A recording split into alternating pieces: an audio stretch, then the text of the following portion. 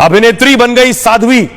मैं आपको दिखाने जा रहा हूं, बॉलीवुड की एक्ट्रेस रही ममता कुलकर्णी, कई फिल्मों में काम कर चुकी हैं, अब महाकुंभ में पहुंच गई हैं और साध्वी बन गई हैं। यह तस्वीर आप देख रहे हैं, किन्नर अखाड़े के साथ ये ममता कुलकर्णी को आप देख रहे हैं और ममता कुलकर्णी महाकुंभ में पहुंची है। अगली तस्वीर देखिए जरा, ये गई है संगम में, डुबकी लगाई है ममता ने और उस पूरी प्रक्रिया का हिस्सा है जो एक अदाकारा से, एक सामान्य महिला से और साध्वी तक ले जाता है।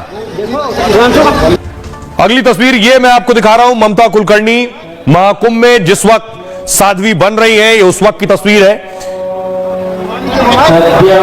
आपको बताऊं कि ममता कुलकर्णी आखिर कैसे महाकुंभ में पहुंची और क्यों वो साध्वी बनना चाहती हैं। बॉलीवुड एक्ट्रेस ममता कुलकर्णी अब सन्यासिन बन गई हैं। तस्वीरें आप देख रहे हैं, ये जिस वक्त वो प्रयागराज पहुंची, उन्होंने किन्नर अखाड़े में आकर सन्यास की दीक्षा ले ली। दावा है कि वो किन्नर अखाड़ा की महामंडलेश्वर बन गई। अब वो यामाई ममता नंदगिरी के नाम से ही जानी जाएंगी।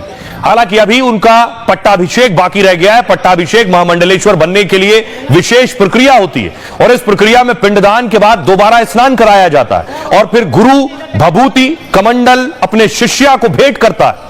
सुनिए, तो महामंडलेश्वर की दीक्षा के लिए कठिन तप और समय लगता है। सबसे पहले दीक्षा लेने वाले को अखाड़े में आवेदन देना होता है।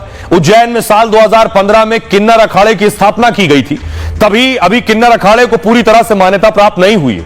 इसी वजह से वो जूना अखाड़े के अंतर्गत ही काम कर रहा है। आवेदन स्वीकार होता है तो दीक्षा देकर अखाड़े का संत बनाया जाता है और संन्यास काल में अपना जमा सारा धन जनहित के लिए दान देना होता है और इसके बाद फिर नदी किनारे मुंडन और फिर स्नान कराया जाता है। फिर पत्नी बच्चों समेत परिवार का पिंडदान कर विजय हवन होता है और विजय हवन संपन्न होने के बाद फिर गुरु दीक्षा दी जाती है और इसके बाद दूध, घी, शहद, दही, शक्कर से बने पंचामृत से पट्टाभिषेक होता है और फिर इसके बाद अखाड़े की ओर से चादर भेंट की जाती है। जिस अखाड़े का महामंडलेश्वर बना है उसमें उसका प्रवेश होता है। फिर साधु संत और अखाड़े के पदाधिकारियों को भोजन कराना होता है। भोजन कराने के बाद महामंडलेश्वर को दक्षिणा भी देनी होती है। फिर खुद का आश्रम, संस्कृत विद्यालय, ब्राह्मणों को निःशुल्क वेद शिक्षा देनी होती है।